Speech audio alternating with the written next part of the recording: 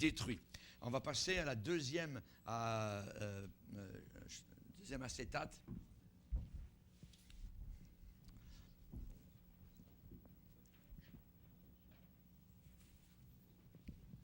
Toujours quelque chose donc de géographique que l'on puisse bien voir, donc spécialement les lieux qui sont concernés par Ézéchiel 38 et Ézéchiel 39. Vous voyez donc le petit pays d'Israël, cette petite bande noire, spécialement donc avec tous ces grands pays aux alentours. Donc spécialement, on va voir maintenant particulièrement donc l'invasion d'Israël par la Russie. Ézéchiel 38, le verset 4. Ézéchiel 38, le verset 4, il est dit ici, c'est Dieu qui parle, « Je t'entraînerai, je mettrai une boucle à tes mâchoires. » Ou encore d'autres versions disent des crochets à tes mâchoires, comme une bête, voyez, comme un ours qu'on tire, voyez. « Je te ferai sortir, toi et toute ton armée, chevaux et cavaliers, tous vêtus magnifiquement, troupes nombreuses, portant le grand et le petit bouclier. » Une armée splendide. Tous maniant l'épée. Pourquoi Israël, donc, va voir descendre contre eux l'armée russe? L'armée, donc, soviétique. Il y a trois grandes raisons. Évidemment, c'est les intérêts russes. La Russie a des intérêts pour faire cela, pour dominer spécialement Israël, pour vaincre, donc, Israël. La première chose, c'est que la Russie a besoin d'une entrée dans des eaux, dans les eaux des océans du monde. Au nord, vous voyez, si on prenait l'autre, la Russie au nord n'a pas d'entrée au nord. Elle est comme à l'intérieur donc des terres, spécialement. Et pour avoir, je dirais, l'entrée, ici, il faut qu'elle passe par la mer Noire, voyez, et qu'elle est obligée de passer ici. Les vaisseaux russes sont obligés de passer par ce qu'on appelle le détroit des Dardanelles, voyez. C'est une sorte de goulot ici, donc, mais qui est contrôlé par la Turquie. La Turquie a le contrôle parce que la Turquie est aussi à une partie de terrain de l'autre côté ici, voyez, au nord de la Grèce, à côté de la Macédoine. Et ce qu'ils aimeraient, c'est avoir accès direct à la Méditerranée. La Méditerranée, voyez, vous êtes dans les océans du monde. Donc, ils veulent une entrée dans les eaux des océans du monde, et le Moyen-Orient offre cela. Et sous le leadership de Poutine, par exemple, la Russie a signé un contrat de 50 milliards en pétrole avec, vous voyez ici, donc Saddam Hussein. Maintenant, il est décédé, mais ils ont signé un contrat donc pour le pétrole. 50 milliards de dollars en pétrole. Et les scientifiques russes ont dirigé aussi un programme nucléaire pour détruire Israël. Pour détruire Israël. Poutine, rappelons-nous, est l'ancien directeur du KGB. Aujourd'hui, ce n'est plus lui qui dirige en tant que tel la Russie, mais il est là quand même, voyez. Donc le KGB est un élément où ils ont tué, évidemment, donc des milliers de personnes, voyez. C'est comme la CIA, donc aux États-Unis. Et Poutine a ôté le processus démocratique en Russie, et en même temps, il a charmé, il a séduit l'Occident pour que l'Occident reste neutre.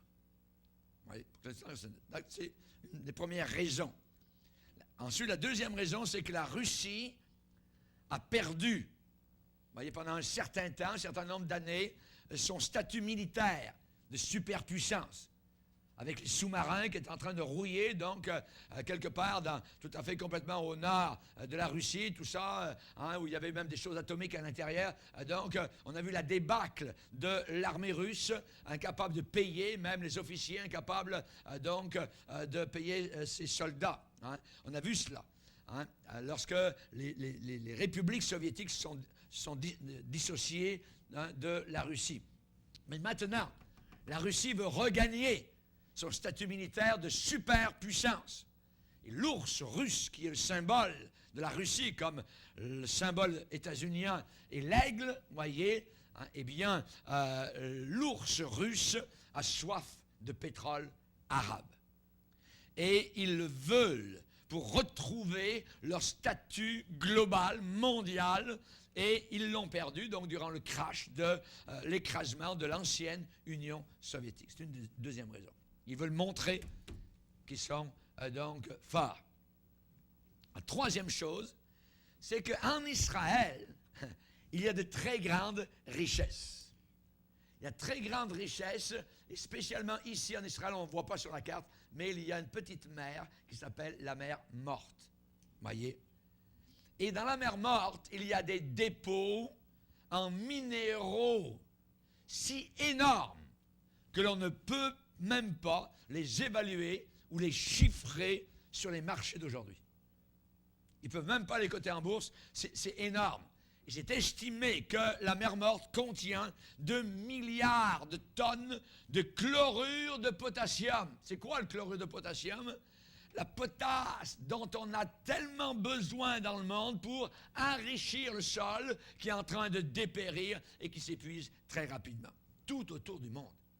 Et là, en Israël, ça en est rempli. La mer Morte contient aussi 22 milliards de tonnes de chlorure de magnésium. Ensuite, 12 milliards de tonnes de chlorure de sodium. C'est énorme. La richesse de la mer Morte fait monter la salive à la gueule de l'ours russe. Leurs yeux vont se tourner, voyez, vers le petit pays d'Israël. Ils vont descendre là. Ils veulent. Oui. Dieu va tirer, il va attirer, il va entraîner, il va emmener la Russie vers Israël. Pourquoi? C'est qu'au travers de toute son histoire, la Russie, n'oubliez pas, je le répète, a toujours été antisémite contre les Juifs. Dans sa forme finale, la Russie sera dirigée par un dictateur qui dirigera une coalition de nations arabes pour écraser Israël. Dieu est bien clair. Il va juger la Russie dans le pays d'Israël. La Russie n'en sortira pas vivante. Exactement comme Pharaon est sorti d'Égypte à la poursuite des enfants d'Israël et ne sont jamais revenus. Quand ils vont sortir de là-bas, magnifiquement armés, ils ne reviendront jamais en Russie. Dieu va les juger ici, sur le pays d'Israël. Montée et chute de la Russie. Grandeur et décadence de la Russie. J'aimerais vous parler de l'authenticité de la parole prophétique de la Bible. L'apôtre Pierre a dit, nous tenons pour d'autant plus certaine la parole prophétique à laquelle vous faites bien de prêter attention comme à une lumière qui brille dans un lieu obscur. Nous vivons dans un lieu obscur. La parole prophétique est comme une lumière, une lampe, un spotlight qui nous éclaire. Ta parole est une lampe à mes pieds, une lumière sur mon sentier. Isaïe 46, on l'a lu tout à l'heure, Dieu va dire, j'annonce dès le commencement ce qui doit arriver. Longtemps d'avance, ce qui n'est pas encore accompli. Je dis, mes arrêts subsisteront, j'exécuterai toute ma volonté. Le caractère extraordinaire de ce qui nous intéresse en ce moment, comment Ézéchiel pouvait-il prévoir, il y a 2600 ans, d'une façon aussi précise que la Russie se développerait en une puissance militaire aussi forte? Comment a-t-il pu savoir, il y a 2600 ans, les intentions, je dirais, directes et manifestes de la Russie à l'égard du Moyen-Orient? Comment Ézéchiel a-t-il pu connaître la haine implacable contre le nouvel État d'Israël? Juste en passant, durant les guerres qu'Israël a eues, les petites guerres de 6 jours, tout ça contre la coalition des Arabes autour d'eux, voyez, qui est-ce qui était en train d'armer l'Égypte? Qui est-ce qui était en train d'armer la Jordanie, tout ça? Les Russes. Les Russes. Toujours les Russes. Voyez. Les Israélites le savent. Les services secrets israéliens savent tout cela très très bien. Les services secrets israéliens sont des meilleurs au monde entier. Comment Ézéchiel a-t-il pu savoir la montée future de la Russie vers une position qui actuellement va devenir une menace mondiale? Pour nous, la réponse est évidente. Une fois encore, l'homme de Dieu Ézéchiel a passé avec brio l'épreuve du prophète. Isaïe 44, Dieu va dire, je confirme la parole de mon serviteur. J'accomplis ce que prédisent mes envoyés. Prédire, c'est dire avant. Prédire, dire avant que ça n'arrive. Ézéchiel a été guidé par le Saint-Esprit. La Bible dit, c'est poussé par l'Esprit que des hommes ont parlé de la part du Seigneur. Poussé par l'Esprit. L'apôtre Pierre a écrit sa deuxième lettre au moment où il faisait face à une mort certaine imminente. Il leur a dit, je vais bientôt mourir. Ça m'a averti, dans la deuxième lettre. Et Pierre a dit clairement qu'elle est la source de la sagesse, le discernement, la perspicacité des prophètes de Dieu. Pierre a dit premièrement d'où la prophétie ne vient pas, sachant qu'aucune prophétie ne peut être un objet d'interprétation particulière. Non! Il y a une seule interprétation, celle de Dieu, il faut la découvrir. Les prophètes n'ont pas inventé, n'ont pas imaginé leur propre interprétation de l'histoire ou même de la vie. Et Pierre a dit d'où venait véritablement la véritable prophétie. Ce n'est pas par une volonté d'homme qu'une prophétie a jamais été apportée, mais c'est poussé par le Saint-Esprit.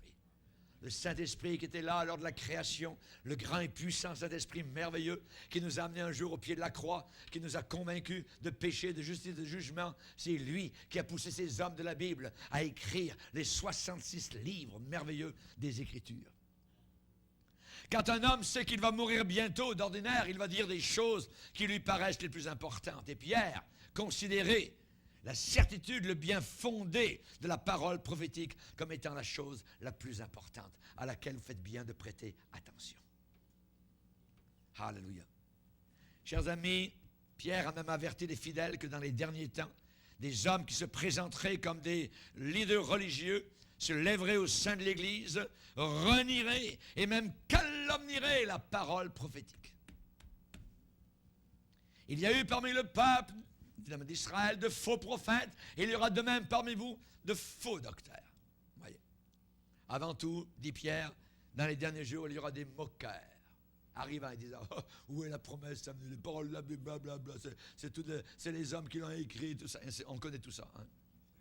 Voyez. Si vous faites écouter nos DVD ou nos CD sur la fin des temps à certains hommes, certaines personnes, et même parfois certains pasteurs, voyez, ils vont parfois se moquer.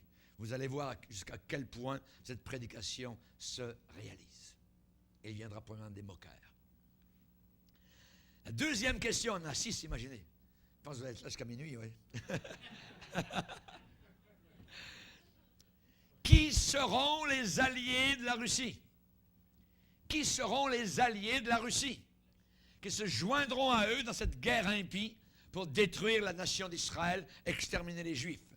Et Dieu leur donne des noms et des adresses par Ézéchiel. Ézéchiel 38, versets 5 et 6.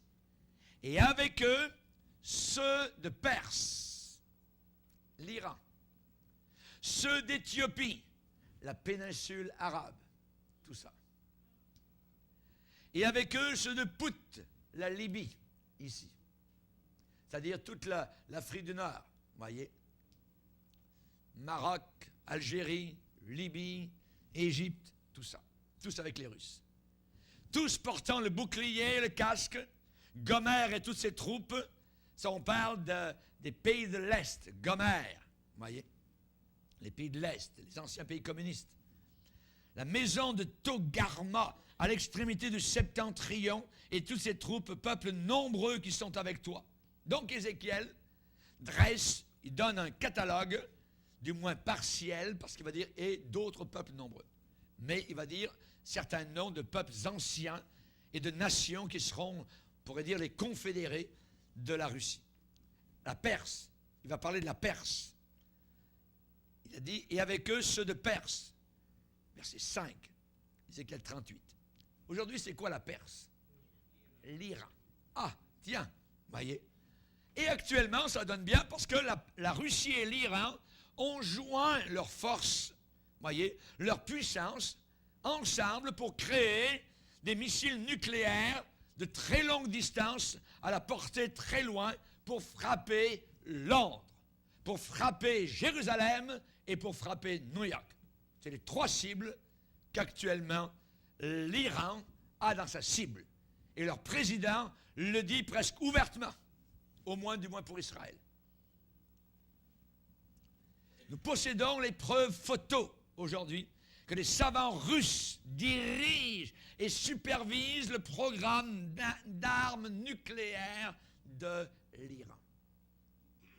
La Perse, l'ancienne Perse, qui est déjà avec la Russie. Ça donne que, dans notre siècle, ce pays, la Perse existe, la Russie existe, et ils sont ensemble. Oui. Aucun doute qu'une collision nucléaire va arriver au Moyen-Orient dans un avenir proche. Si Israël bombarde les 8 sites nucléaires d'Iran avec des bombes guidées par laser, des bombes qui fracassent les bunkers les plus épais, ça pourrait facilement déclencher la guerre d'Ézéchiel 38 et 39. Le feu aux poudres. La Russie est jointe à la République arabe unie dans son hostilité avec Israël, contre Israël. Les Russes actuellement ont bon pied, vous voyez, en Iran, par des offres d'aide de toutes sortes. Ils offrent, vous voyez, toutes sortes d'aides. Et l'Iran dérive de plus en plus vers l'orbite russe. Pour préparer l'invasion d'Israël à grande échelle, prédite il y a 26 siècles dans ce livre appelé Ézéchiel, la Russie a besoin de l'Iran comme allié. Elle ne peut pas descendre toute seule contre Israël. Elle a besoin de l'Iran, elle a besoin des Arabes, elle a besoin de tous ceux qui sont contre Israël. Qui est contre Israël aujourd'hui? Tous les musulmans de la terre. Et les païens qui ont le lavage de cerveau par les médias d'information.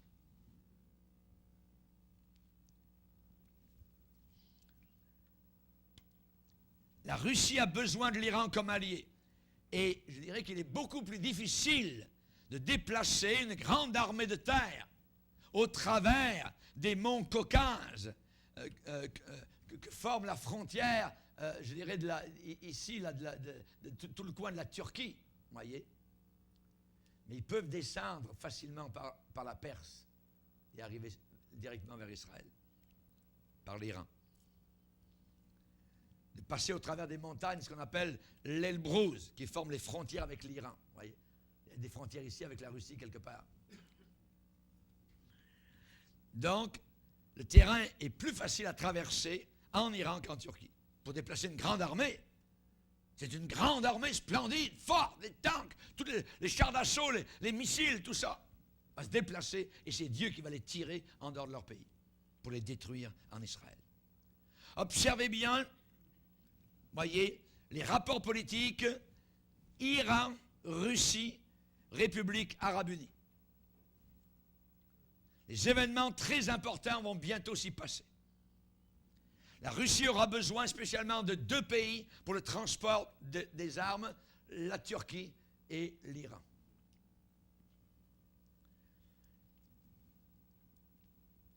Actuellement, nous voyons la Russie et l'Iran en train de se courtiser par d'excellentes relations. Et quand Ézéchiel a écrit sur la Russie, Ézéchiel 38, verset 6, il va parler « Peuple nombreux qui sont avec toi ». Peuple nombreux qui sont avec toi. Ézéchiel répète ce concept encore au verset 9. Tu monteras, tu t'avanceras comme une tempête, tu seras comme une nuée, comme un gros nuage qui arrive, voyez, Israël envahi. Israël va être envahi par la Russie et les nations coalisées arabes contre eux. Il veut les envoyer à la mer. Tu seras comme une nuée qui va couvrir le pays, toi et toutes tes troupes, nombreux peuples avec toi. Je crois que cela dit très clairement que l'influence des Américains avec les nations arabes deviendra pratiquement totalement nulle. Obama sera un chaînon dans cela.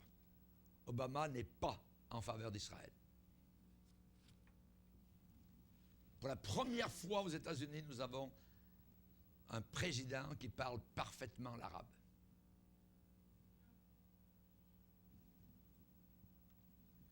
Cependant, l'influence de la Russie va augmenter dramatiquement alors qu'ils unissent leur pouvoir contre Israël à la fin des temps. C'est la fin des temps. Et avant les années 2000, les sociétés, les compagnies russes ont dû faire face aux sanctions, voyez, parce qu'ils vendaient des missiles et de la technologie de missiles à l'Iran. Mais au lieu d'arrêter ou de ralentir ces ventes, ils se fichent complètement, ils font des pieds de nez aux États-Unis ou quoi que ce soit, ou à l'Europe.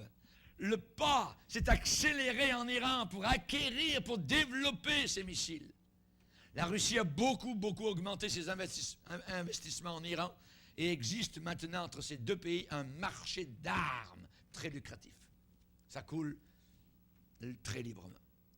En février 2005, la Russie et l'Iran ont signé un accord de marché libre pour l'énergie nucléaire russe vers le site nucléaire de Bushehr en Iran. Il est possible que d'ici la fin de l'année, ils auront l'arme nucléaire. Un pays arabe avec l'arme nucléaire. Et leur président dit ouvertement au monde entier, nous allons lancer l'arme nucléaire contre Israël.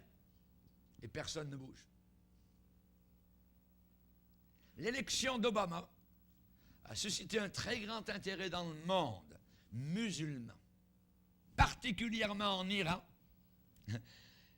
La volonté affirmée d'Obama, entre parenthèses, Obama veut dire en perse et en arabe, il est avec nous. O, plus loin bas, BA, plus loin ma, MA. Il est avec nous. Pensez ce que vous voulez. Donc, en Iran, ils ont été très intéressés par cette élection aux États-Unis. Et la volonté d'Obama de s'entretenir avec les dirigeants d'Iran sans conditions requises, sans conditions. Spécialement, tout cela est regardé, vu par leur président,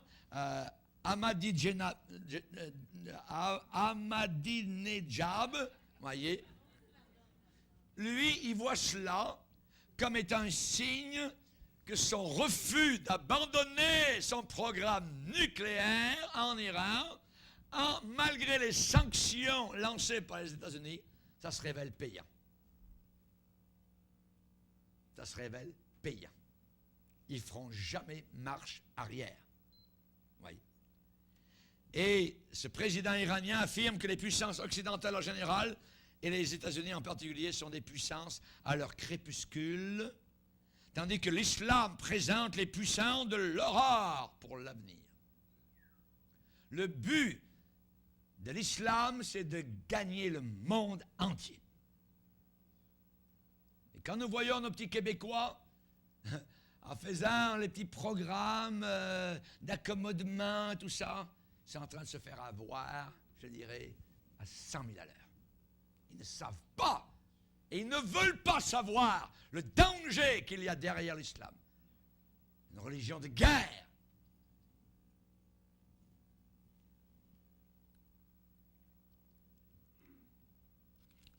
Maintenant, nous allons voir un autre.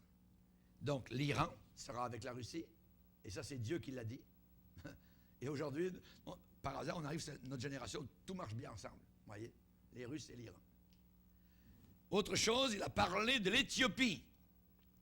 L'Éthiopie, je vais vous faire grâce, je vais aller un petit peu plus rapidement. Donc, l'Éthiopie, nous parlons ici de, je pourrais vous dire le pourquoi tout ça, dans l'étymologie des mots, tout ça, c'est la péninsule arabe.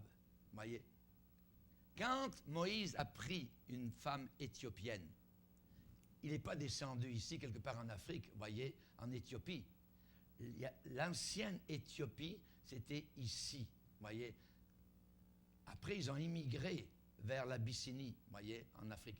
Mais quand Moïse a épousé une Éthiopienne, c'était une femme qui venait quelque part ici du désert, l'ancienne Éthiopie. Donc, c'est les pays arabes, voyez, les pays arabes, les nations arabes.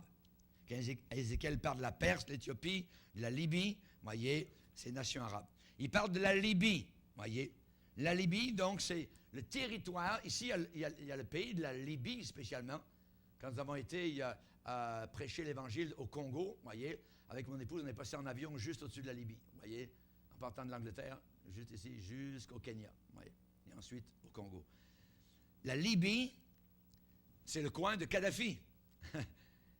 Et vous savez que Kadhafi, voyez, est un terroriste.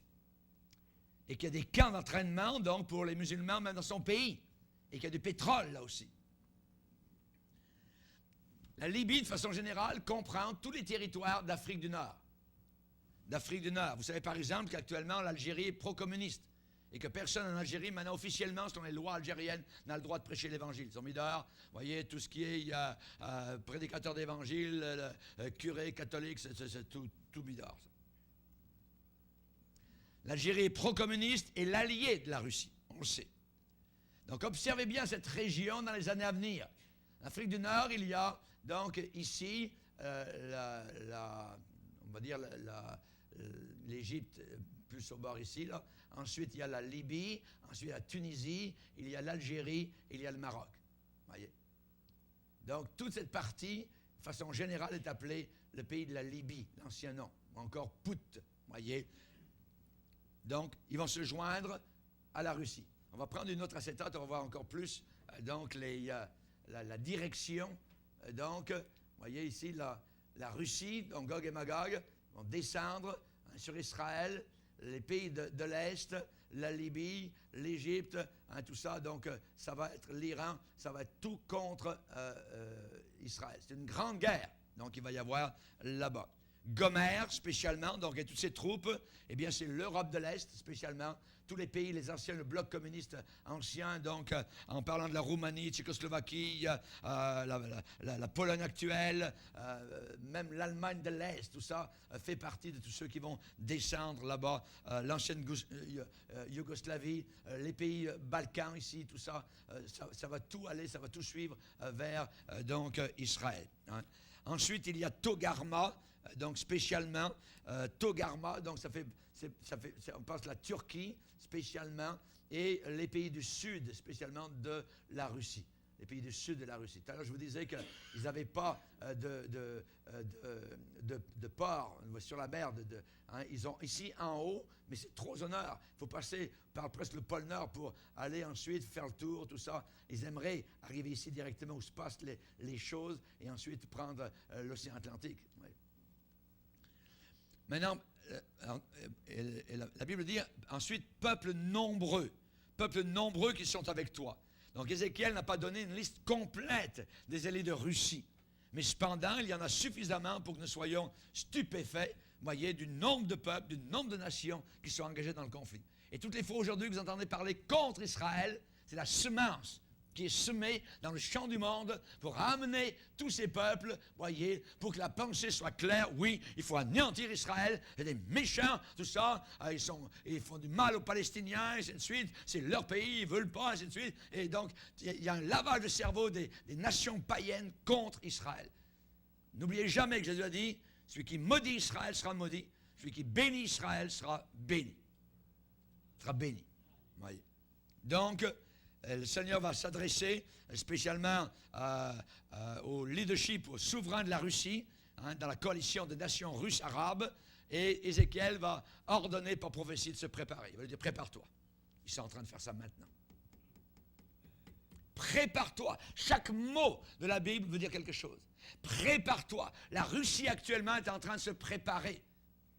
On a vu qu'ils ont essayé, durant l'été passé, voyez, ici, quelque part, en Géorgie, voyez, de descendre et de reprendre. Ils ont essayé, ils ont voulu tester ce que l'Occident ferait.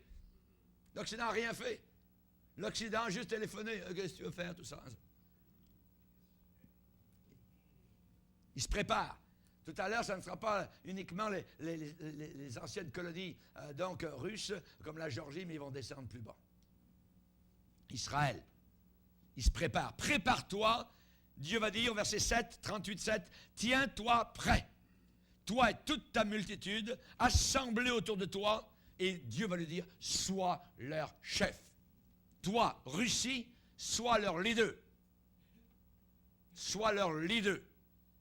Le souverain russe doit équiper ses confédérés, ses peuples nombreux en armes et assumer leur commandement.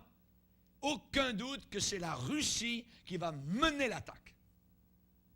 La Russie va mener l'attaque. Si vous avez encore des doutes à ce sujet, sur ce qui a été dit jusqu'à présent, sachez une chose, c'est qu'actuellement, tous les peuples dont il est prédit qu'ils feront partie, vous voyez, Gomer, Togarma, Libye, l'Égypte, l'Iran, les choses, tout ça, arabes, tous ces pays-là actuellement, dont il est prédit qu'ils feront partie de cette grande armée, sont déjà équipés d'armes russes. C'est déjà fait. Fabriqué en Russie. Made in Russia. Verset 8. Dans la suite des années, tu marcheras contre le pays dont les habitants auront été rassemblés. Évidemment, on connaît quel est le pays. Les habitants ont été rassemblés. Voyez le grand retour des Juifs vers leur pays. Actuellement. Donc, on sait très bien que c'est Israël. Donc, la Russie va équiper, va armer une immense confédération. Et ce groupe d'armées va être une attaque puissante contre Israël, restaurée dans son pays. Et c'est maintenant, c'est notre époque. Ils sont chez eux. Le drapeau d'Israël flotte à Jérusalem. C'est le seul État démocratique dans cette région arabe où il n'y a aucune démocratie.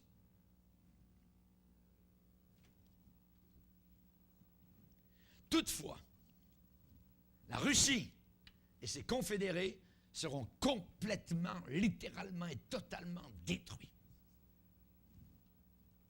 Israël reconnaîtra, étant abandonné du monde entier, reconnaîtra cet acte comme venant de son Dieu. Et beaucoup de Juifs vont croire en leur Messie, Jésus-Christ. Alléluia. L'attaque et la défaite, voyez, de la Russie prendra une proportion telle que cela va amener, à partir de cette guerre-là, où les Russes auront été détruits, un conflit, une guerre mondiale, la dernière du monde, dans laquelle toutes les nations seront engagées, et ça va se retrouver de nouveau à un autre endroit, à Armageddon, dans la plaine de Jezreel, au nord d'Israël. C'est alors que Jésus-Christ va revenir, et je serai avec lui. C'est alors que Jésus-Christ va revenir, et tu seras avec lui. Sur un cheval blanc, et Christ en avant, avec 1000 diadèmes, et il anéantira par le souffle de sa bouche l'Antichrist. Et toutes les armées, seront anéanties à Armageddon. Maintenant, quel est le bénéfice des nations arabes de s'allier à la Russie? Pourquoi les nations arabes vont-elles accepter de s'allier à la Russie? Eh bien, c'est que les Arabes croient que la vision islamiste fanatique d'exterminer les Juifs pourra être réalisée avec l'aide de la Russie.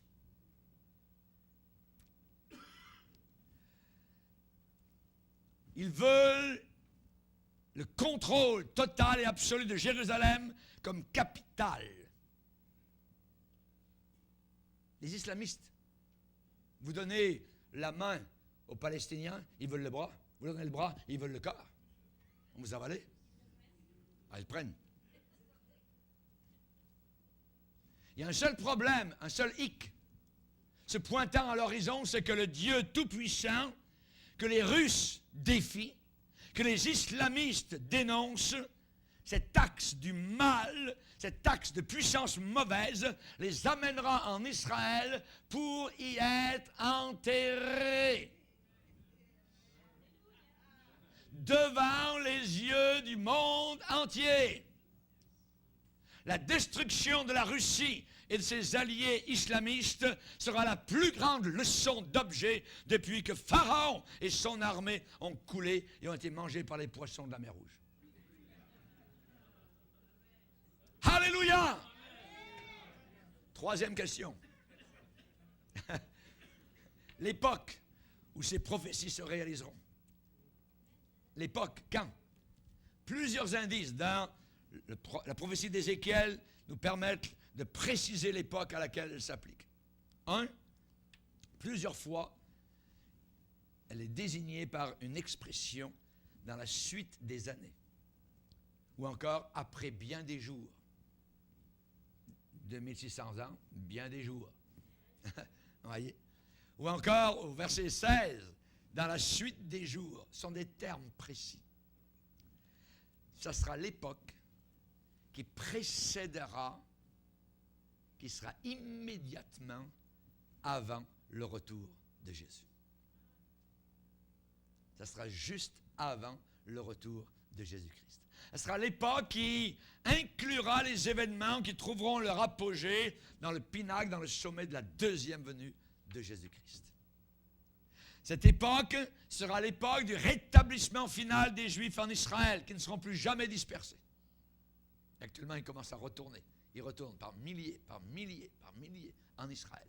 Des Juifs de France, des Juifs d'Amérique du Sud, des Juifs d'Afrique, des Juifs de toutes sortes d'endroits retournent en Israël. C'est leur pays. Comment ça se fait? Qui est en train de dire à nos oiseaux migrateurs du Canada de descendre en Floride l'automne? Dieu. Et Dieu est en train de parler au peuple juif qui habite dans toutes sortes de pays du monde, de villes du monde. Il leur dit de retourner en Israël. C'est le Saint-Esprit qui les amène sur des ailes de fer, des oiseaux de fer en Israël. Il les ramène. Comme Dieu les a dispersés, Dieu est en train de leur dire maintenant, revenez. C'est à cette époque-là qu'a lieu cette guerre de Gog et Magog, quand Israël sera restauré. Lisez avec moi dans Ézéchiel 38. Alléluia. Verset 8. Après bien des jours, tu seras à leur tête. Dans la suite des années, tu marcheras contre le pays, et il décrit le pays, dont les habitants, échappés à l'épée, auront été rassemblés, rassemblement, Saint-Esprit rassemble, ont été rassemblés d'entre plusieurs peuples. C'est eux, plusieurs peuples, sur les montagnes d'Israël, longtemps désertes, pendant des siècles. C'était désert en Israël. Les moustiques avaient du fun là-bas. C'est des marais. Regardez aujourd'hui. Il faut refleurir le désert. Alléluia. Retirés du milieu des peuples. Ils seront tous en sécurité dans leur demeure. Pour l'instant, il y a sécurité en Israël. C'est un pays démocratique. Vous voyez. Vous pouvez y aller. C'est vrai qu'ils font attention, mais ils sont là. Ils sont en train de retourner. Donc, on voit que ce sera à l'époque du rétablissement final des Juifs en Israël. Et ensuite, non seulement il y a une restauration matérielle, mais il y aura une restauration spirituelle du peuple d'Israël. Comme dans Ézéchiel 37, tu as vu les os, la vallée des ossements, ils sont mis ensemble, ils sont mis debout, il y avait de la chair, il y avait de la peau, tout ça, mais il n'y avait pas d'esprit en eux. Mais attendez que le Saint-Esprit rentre dans leur corps. Oh! Vous allez entendre l'Évangile. Vous allez entendre les Juifs prêcher l'Évangile de Jésus-Christ. Yeshua seront prêts à mourir pour leur Messie. Renaissance matérielle, renaissance spirituelle du peuple d'Israël. Alléluia. Chers amis, en étudiant attentivement la prophétie contre Gog, la partie la plus importante de cet enchaînement d'événements s'y retrouve. Ça sera après le rétablissement matériel de la nation d'Israël et avant la renaissance spirituelle. Nous y sommes, c'est maintenant. C'est dans ce créneau que cette guerre de Gog et Magog peut arriver. Le grand ennemi du Nord va envahir Israël. Je te ferai venir. Je te mettrai des crochets. Tu vas descendre. Tu vas venir. Le grand ennemi du Nord va envahir Israël. Dans la suite des années, tu marcheras contre le pays. Alors Dieu va juger les envahisseurs du Nord d'une façon surnaturelle. les Israélites seront poussés à reconnaître leur vrai Messie, croire en lui. Et j'aimerais vous dire qu'il est possible qu'il y ait échange nucléaire. Pourquoi? On va le lire, si vous voulez bien, dans Zacharie.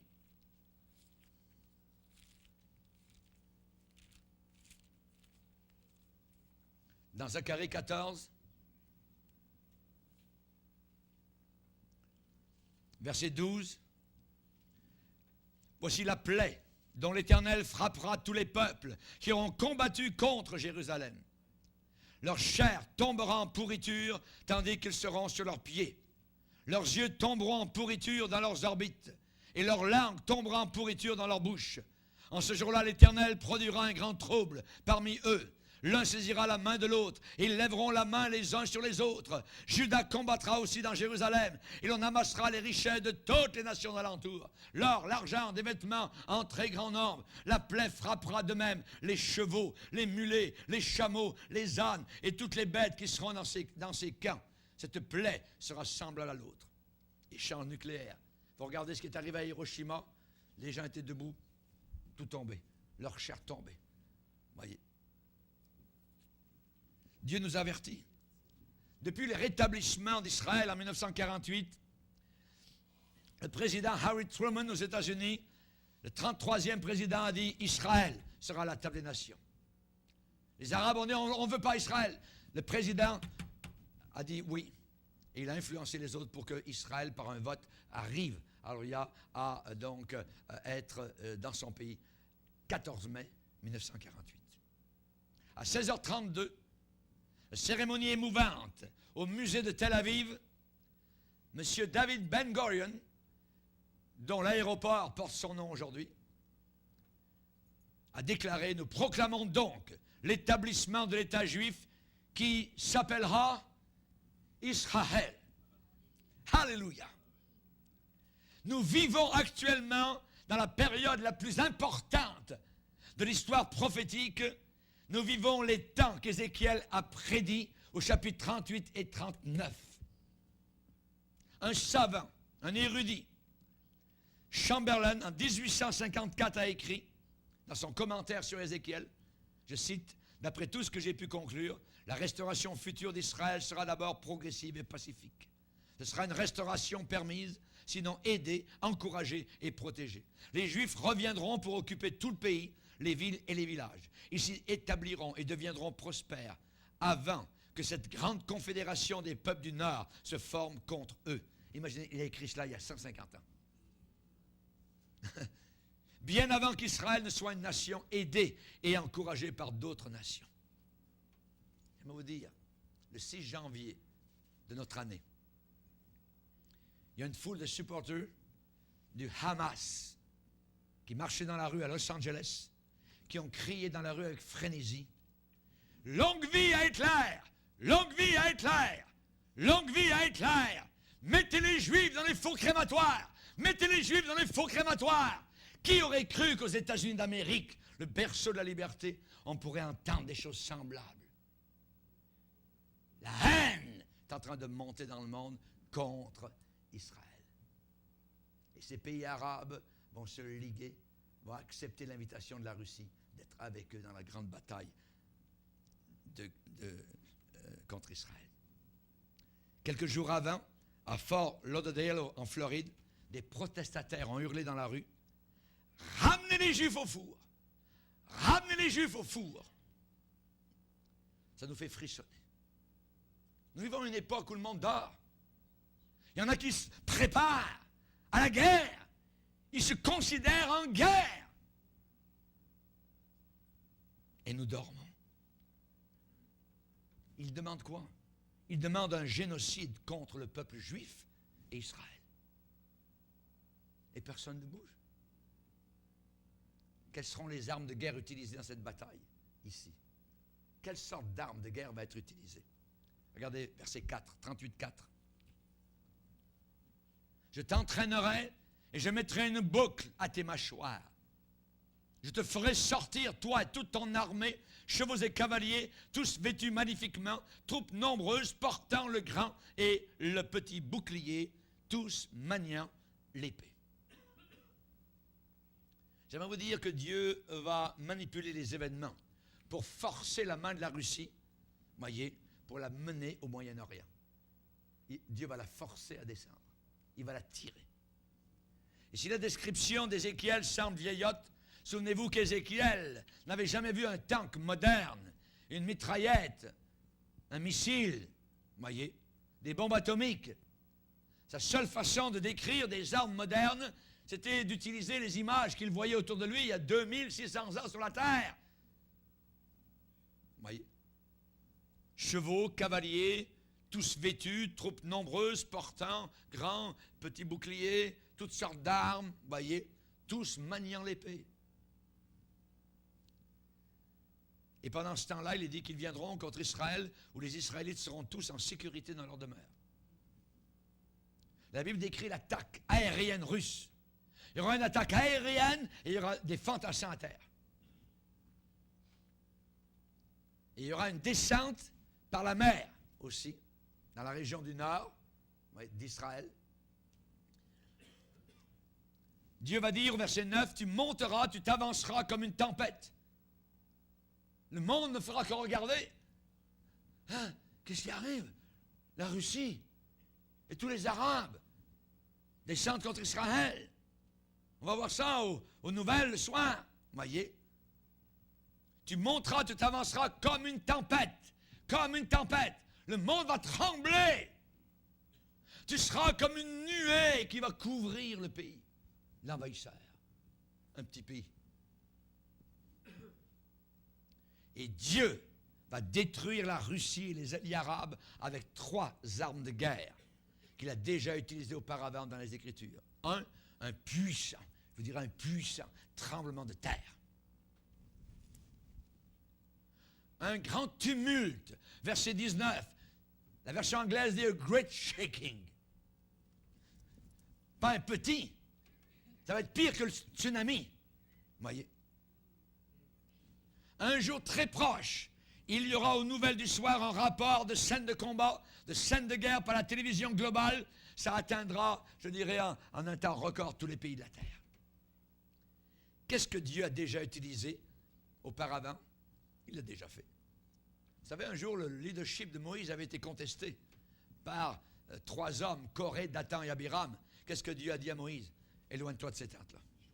Dieu a ouvert la terre, sont descendus en enfer directement. Le monde se dirige à vive allure vers une deuxième leçon de choses.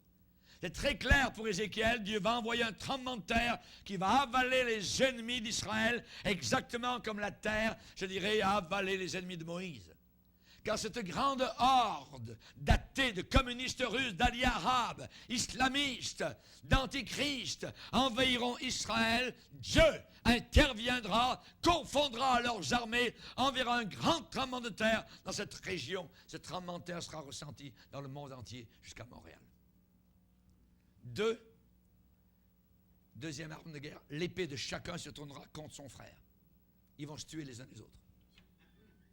Ils vont se tourner les uns contre les autres. Voyez? Dieu se servira de l'épée du frère contre son frère. La deuxième arme de guerre de Dieu. Rappelez-vous quand Dieu a envoyé Gédéon, les Madianites, en pleine nuit, ils étaient juste 300 autour du camp, ils étaient peut-être 100 000, 200 000. Il y avait 300 bonhommes, voyez, avec un flambeau. Gédéon a lancé la trompette, touc. Soudain, il y a 300 flambeaux dans la nuit. Les Madianites, ils ont commencé à se réveiller, tout ça, 10-11 heures le soir. Ils ne savaient pas où était l'ennemi, c'était la nuit. Ils sont tous tués les uns les autres. Dieu amènera cette tactique de guerre pour vaincre la Russie et les alliés venus contre Israël. La confusion totale sera parmi eux. Ils se combattront les uns les autres, se massacreront les uns les autres. Ce sera la plus grande démonstration historique de faire, je dirais, de faire feu sur ses amis, de faire feu sur ses collègues donc de combat. Dans la confusion du tremblement de terre, les armées se détruiront elles-mêmes et il peut y avoir un échange nucléaire à ce moment-là, parce que là, ils ne seront plus... Voyez, on a lu dans Zacharie 14. Dieu dit aussi qu'il va envoyer du ciel des pierres de grêle avec une pluie de feu et de soufre. Quand j'ai prêché l'Évangile en Italie, à Naples, J'ai ramené, alléluia, des pierres. Des pierres du volcan, le Vésuve. Alléluia. Je peux vous dire que Pompéi, Herculanum, ça n'a pas pris de temps. Oui. Ils ont été enfouis. Quand vous recevez des caillasses comme ça sur la face, terminé.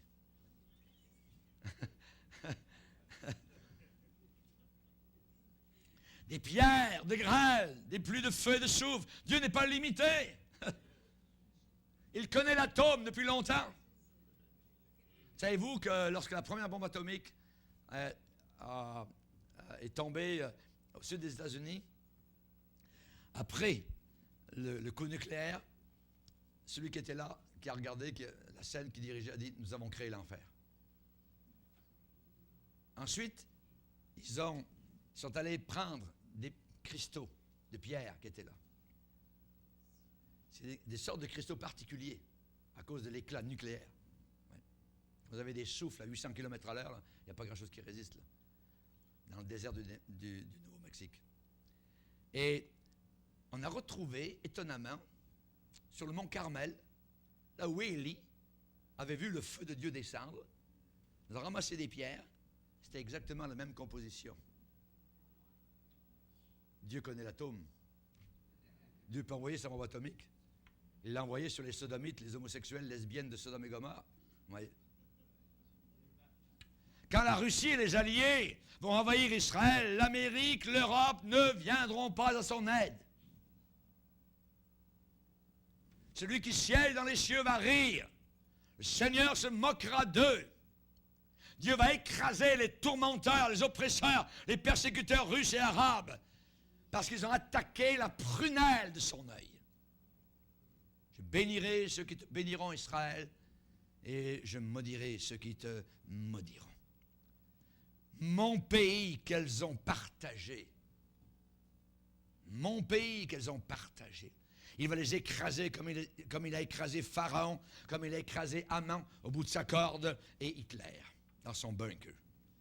Pour qu'Israël et le monde entier sachent bien que je suis l'Éternel. C'est la raison pour laquelle Dieu va permettre que ces événements n'arrivent pas en Russie, mais que ces événements arrivent en Israël, ici. Alléluia. Dieu va les tirer comme un hameçon. Vous voyez, on attire le poisson. Alléluia. Le rôle de l'Ouest, 5e question, on arrive presque à la fin. Le rôle de l'Ouest dans tout ça, dans cette guerre de Gog et Magog. L'Europe, l'Amérique, ils vont faire quoi? La Russie et les Alliés descendent en Israël en se disant « J'irai faire du butin ». Ils descendent pour le pétrole. Ils descendent pour les richesses de la mer Morte. Vous voyez? J'irai faire du butin et me livrer au pillage. Ézéchiel 38, verset 12. La Russie va descendre militairement depuis le nord pour s'emparer des grandes richesses minérales, les ressources naturelles qui se trouvent là au Moyen-Orient. Et la Russie va promettre aux nations islamistes le contrôle de Jérusalem et le contrôle de l'esplanade du temple à Jérusalem. On va vous accorder ça, mes chers amis islamistes, sur un plateau. Nous, les Russes, on va vous conduire. On descend, on y va. On les aura, on en fera une bouchée. Réponse de l'Europe. Réponse de l'Amérique devant cet acte outrageux, effronté, audacieux, impudent. On viole Israël, on vient voler ses richesses. Et que font les puissances occidentales? Verset 13. Séda et Dédan et les marchands de Tarsis et tous leurs lionceaux te diront viens-tu faire du butin? Est-ce pour piller que tu as rassemblé ta multitude? Pour emporter de l'argent et de l'or, pour prendre des troupeaux et des biens, pour faire un grand butin? Une réponse ridicule. Réponse ridicule, voyez. La Bible décrit qu'ils vont utiliser le téléphone, la diplomatie. Ils ont trop peur d'attaquer les Arabes. Ils ont trop peur d'attaquer la Russie, parce qu'ils descendent maintenant. Et il faut que le monde occidental descende et peur. C'est la raison pour laquelle ils ont attaqué les tours de World Trade Center. Le monde est secoué. Ils sont capables de tout. Ils sont capables de se suicider. Ils sont capables de venir vous embrasser et se faire exploser pendant qu'ils vous embrassent.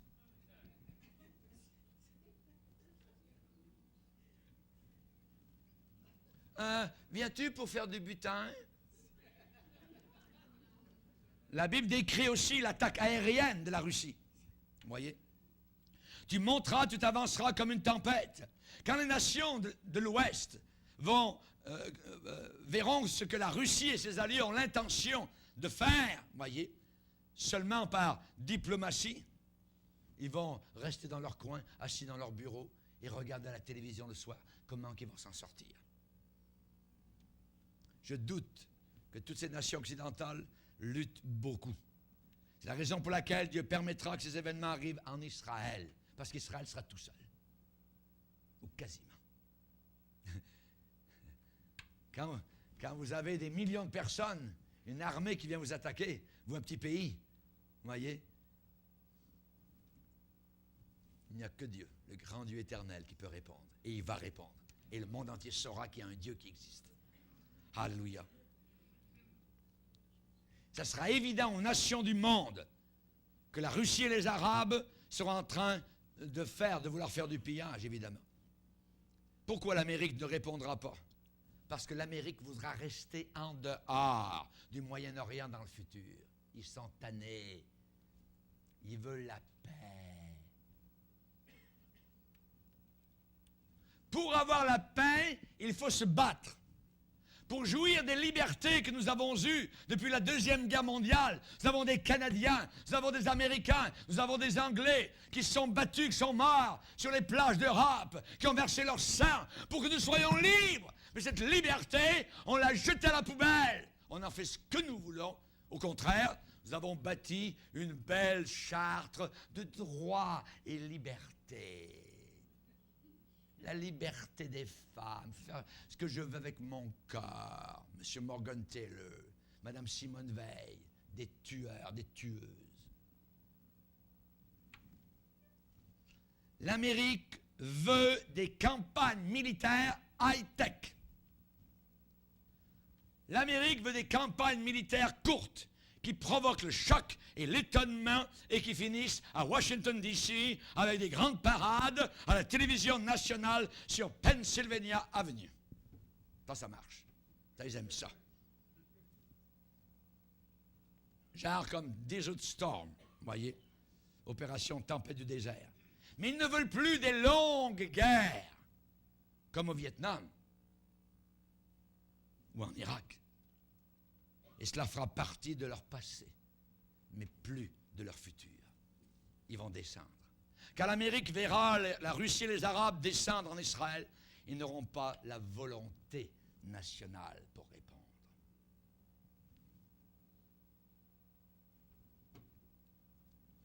Les homosexuels m'ont élu. Les hispaniques, ceci, tout ça. Oh, je suis chrétien, mais toutes les religions sont bonnes.